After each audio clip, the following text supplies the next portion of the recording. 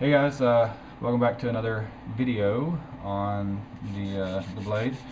And this time I kind of have like a little crazy tripod set up inside the car, looking at the dash. And as you can see, I've done some work with the dash and applying the clay. If you guys have been following Facebook, then you've seen this in some of the steps, but I haven't really done any video on it, mainly because I've been sick for a few days and I'm trying to get over this, but the weather is just crazy and not helping. So anyway, I just wanted to address some of the things that people have been emailing me and asking on YouTube and the comments and Facebook and all that.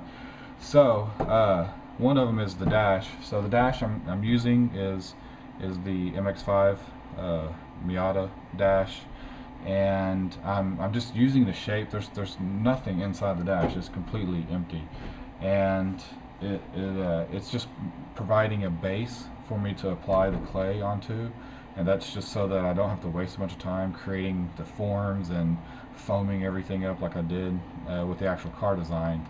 This is a smaller project. I don't think I have to do all that. And what I went ahead and did was just basically fill in all the big voids with an expanding foam from the hardware store. So I got that what's it called? Great Stuff expanding foam. So it's for insulating around your windows and certain holes and voids inside or around your house. And there's a few different kinds. There's a yellow can, a blue can, and a black can. So the blue can's for doing like around windows, doesn't expand very much. And then there is the standard yellow can, and the yellow can expands pretty good, but I don't like the way that it acts. It kind of continues to expand for a long period of time, so after it expands and you cut it and shave it back, it bulges back out again. And then there's the black foam, expanding foam, and it has 2 to 3 times more expanding capabilities. And once it expands, it pretty much stays that way, and so when you shave everything back, it doesn't get all wonky and everything afterwards. It doesn't keep expanding. So I just prefer that. There's probably some 2-part pour and mixed foams that are pretty good. Those are just really expensive. I didn't really need that much, so I just went to the hardware store and got this. So what I've done is basically I wiped the whole dash down, or what's underneath the dash. The dash is actually a thing that goes on top of here, but so I wiped this whole thing with acetone so that the foam sticks and so the clay sticks a lot better, and it really does. And then I just proceeded to add clay to this, and this is kind of a base that I'm applying. So it's about a 1/4 inch thick or so around everything that I've got it on right now, and then I'll just continue to build up on this. So once I have everything covered in clay, then that'll make it easier to add more clay and start sculpting everything. So what I'm going to do a little bit in this video is show you some of the techniques that I'm just kind of going through right now. I don't know if they're if it's the right technique or the proper techniques, but it's working for what I'm doing. And this is one of those things. It's an area that's kind of hard to get information on, so I'm just winging it. But so far, I think I have the right clay, which is that Y2-Klay from Chavant, or I think that's how you say it. So it's really expensive and it's really hard. So you can see this is it, and right here is the foam, like where this is at. So this area is covered up in foam, and this is pretty spongy, and you can see it doesn't really, once it's on, and this is only a 1/4 inch thick, it is like I don't know, it's hard to explain. It's really hard. It sets up really quick and it melts really quick, so you have kind of a fine little window to work with it, because it melts really fast like a wax, almost runny and shiny, and then you can stick it down and then it gets hard really fast, and then it becomes hard to work, so you have to constantly apply heat to it. So I have a little heat gun that I use, and I'll use this to keep everything warm. Then I have like a little scraper that I just got from the hardware store. So this is good for just scraping. You can kind of see what I'm doing here, and this will be good for kind of getting some of the flat areas out, and working some bigger, larger flat, and kind of filling in you know, the areas that the high and low spots basically. So nice thing about this is this blade comes out, allows me to bend it, and I can kind of contour it around curves, and that makes it easy to achieve a nice rounded or curve effect. So I have my trusty super sharp knife that I've been cutting the clay with, and my fingers. Oh, and if you can see, I don't know if you can see that, but I have major blister right there. I could just probably pop it right here. So I got a blister there, one right there, there's some underneath these fingers, and then I got one right there, and yeah, a lot of blisters, a few cuts, and kind of crazy. Someone suggested using gloves, and you just can't work with this with gloves. It just sticks to the gloves, and you really need to be able to feel and push the clay very kind of precisely, so almost. And so the gloves move around and almost cause more of a blister underneath, unless there's some type of specialized glove for this. I don't know. Yeah, and then I have another tool I got at Home Depot or Lowe's, one of the hardware stores. I'm not really sure. So it looks cool, and this is like a paint scraper. So they have like all these professional tools on the internet for working with clay, and some of them will not even move this stuff at all because it's so hard. They're more for working with like a pottery clay or something much softer, or like a modeler's clay, I guess, like a wax-based clay. So they have these other special tools that are really expensive. I mean, they're like 30s, you know, to 80 to $200 for a tool that looks like a piece of wood with a flat piece of steel on it. And I'm just like, that's just insane to buy that kind of stuff. It's just better to either make it, or there has to be something at the hardware store that's just much cheaper to use and can achieve the same effect. So I've kind of ended up with these tools, and this is just good for scraping and creating flat areas, and you can kind of see how well. And this has like a tungsten carbide blade on it, and it's reversible, so if it ever wears out down, then you just flip it over. There's also a titanium blade that you can get for this particular one. I don't think I need either one of those, to be honest. This is not like I'm going to dull it down. This is a paint scraper, but it works really good. There's hardly any effort. It's good for shaving and taking material down, and really creating a nice, flat, smooth surface.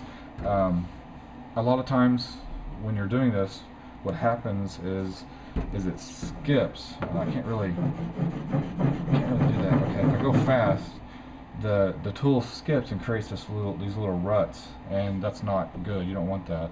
So this one is really good for, first of all, taking those ruts down and creating a nice smooth area, or nice smooth surface.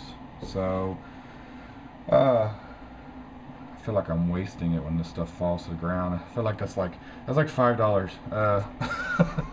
So as I've said before, the clay is really expensive because it's not your average clay. It's probably because it's so hard and all that. But you can see, you know, how it works, these areas. So when I need to go in and do some fine shaping, what I'll probably do also is lay down like a mat to catch all the shavings.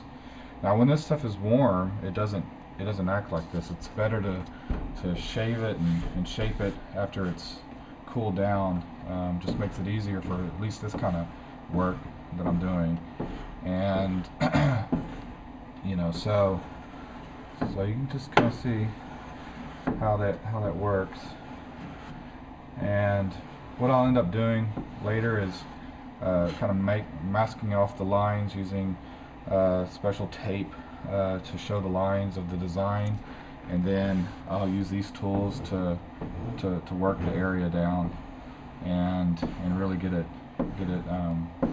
shaped well. So now I'm making a mess over. So anyway, that's basically it. And this is this tool. So you know, this one works really well for, I don't know if you can see that. I'm trying to do it so that you can really see how it works. Oh, there we go. Wasting $5 again. So yeah, so this is good for just kind of doing this and working it, just working it. So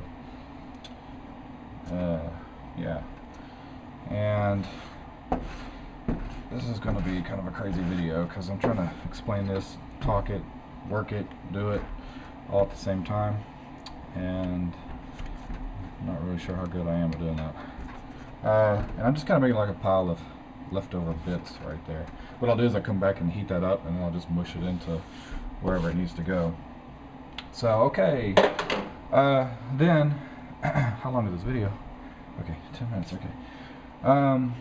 So I have this surface down. It's hard.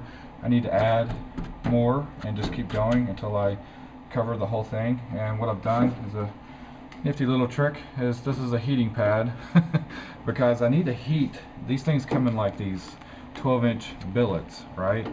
So this is just one that I kind of worked. And what I've done is I've used a heating pad to keep it at a constant temperature. And you see that? See how mushy it is now? It's nice and mushy. It's not hot, not burning my hand off, and it'll make it easier to cut. And so what I do is I just keep it in this heating pad, and and it keeps it warm while I'm working. And then I'll just come through and cut a piece off. Otherwise, I can use the heat gun. Let's see. Otherwise, I'd use the heat gun, and I'd heat up a section at the top here, and then I would use my knife to cut it off. So why don't I go ahead and kind of show you a little bit of that. This is just a little sculpture part. So it's going to cool down. That's the thing about this particular clay, is it's all like mushy now, and then in like a minute from now it's going to be rock solid again. So you have to be pretty quick, and what I'm going to do is just use and just rock my knife back and forth to cut off a section. Okay, and this is how you cut my finger off too. Okay, so I need to heat this little section up, and I'll make sure I have that in the shot so that you can see it, because what I want you to see is right now it's just like that, right? So I'm going to heat it up with this so that it gets kind of runny, and you'll see it turn kind of a shiny color, hopefully. Where is it? Okay, so if I don't burn my hand off too.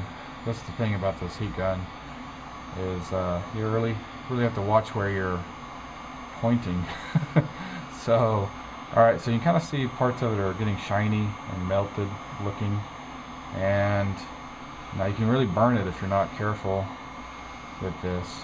So all I do is get like this, one of the surfaces, to a nice glossy shiny look, to it looks like it's just like it's chocolate, really. Nice chocolate. And once it's like that, turn it off. Then I take this piece off and I just mush it down right in this area like that. Okay, and then I come back real quick and I put this thing back on the heating pad. All that matters now that it's already cooled down. And now I can't really work it with any of my fingers, but so just come on, and I'm gonna kind of heat that stuff up.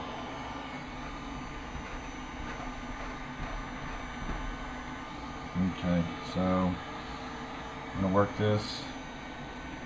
Now you can see it's kind of spongy and squishy. Those technical terms. And where it meets with the other clay, I like to work the seams in really deep, and make sure that it bonds really well to this. And then I try to make sure that it's sticking good to where the foam is, so that it adheres to that pretty decently. It's not really going to fully stick to it because it's just, not a good material for that, but once I get a shell over all this, then it will then I'll have a nice base to apply more clay to. Aye, aye. Okay, so one thing you have to watch out for is I'm like got my finger there and I'm heating at the same time and I'm forgetting to take my finger out. So nice little burn, and then I just work it like that. So I'm going to take some more clay and I'm going to just heat up around the edge so I can cut it quick. This works pretty good. I mean, I have a conversation going on Facebook where I'm looking for a stove type thing to keep this warm. But the stove is really not just for one piece. It's so that I can put like 5 pieces in at the same time and keep them warm. And I hope you can hear me through all that. So I'm going to cut this off. I'll just turn it and work it. Okay, there's a little piece.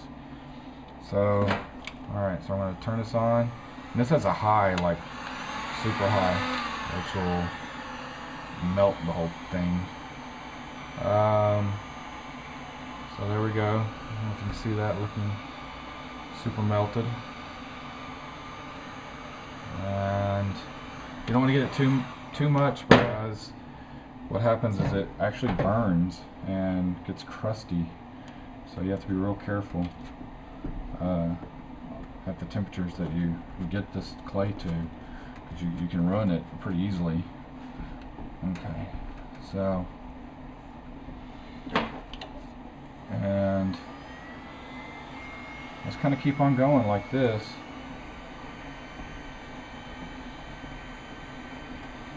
Just keep working it. And it kind of takes a while just to get it down, as you can see. So now I'm going to cut another piece off. So I have so I have a case of this coming that's been delayed for God knows how long now. I don't know when it's supposed to come in. So basically it's pretty popular with, I guess, the automotive companies buy this clay up in massive bulks, and it makes it hard for the little guy like me to get it, I guess. I really don't know why it's so difficult. So so anyway, so I should have some coming though soon, and it's going to be like 15 of these, and that should be enough to cover this whole dash and allow me to start building it up. I probably will need about 20, 25 total. So we're doing the same thing here. I'm going to put this in a different place, get it all mushy. It's kind of awkward because I'm trying to show the camera. Alright, how long is this video? Oh god. Okay, I try not to make these videos so long, but let's just stick it there so you can kind of see it up close. So you can see what I like to do here is on the plastic part, I like to really rub it in so that it has a nice, so basically it adheres nicely and all that. So you can see how much easier it is to work now. And then, you know, then you can come in with even one of these tools and you can kind of help, you know, shape a general space and pull it off and stick some over here, and come over here and work this little pile of stuff, and I just hold it back about 6 inches or so, just kind of vary the movement around so it doesn't get too hot, otherwise you'll burn your hand right away and get these awesome blisters that I have. So, and where it's shiny, like that area, it's really, that means it's very hot. So these are those little shavings, and I just working those in and all that. So there's a lot of work that goes into this with just getting this part done, but it's a lot faster than doing it the other way, where I have to, you know, draw it up in CAD, create slices and templates and all that other stuff, and then cut it out, fit it in, fill it in with foam. You know, that's what I did with the car body. So that's kind of why I went this route with the dash. First of all, to do the whole car in this clay would have just cost so much that it just wasn't feasible, and mainly because I didn't really know what I was doing and whether this project was gonna, you know, take off or not. And so I didn't want to invest that kind of money into clay that I didn't have any experience with. And I didn't have any experience with the foam either, or the way that I did it, but at least it was easier on my budget or pocketbook or whatever. So yeah, this but now, after I've gone through that experience of the fiberglass and, you know, foam method, I really wanted to do it like the professionals and use clay to build my shape. And doing the dash is not too terribly expensive, you know. So, but it is. Just imagine, you know, we're looking probably, you know, about, I don't know, probably end up being about $600 worth of clay by the time I'm done, unless I get really good deals. I might be able to get a really good deal on it. When I called my rep person, they are giving me a good deal on the 15 pieces. So I guess that really, I'm trying to think.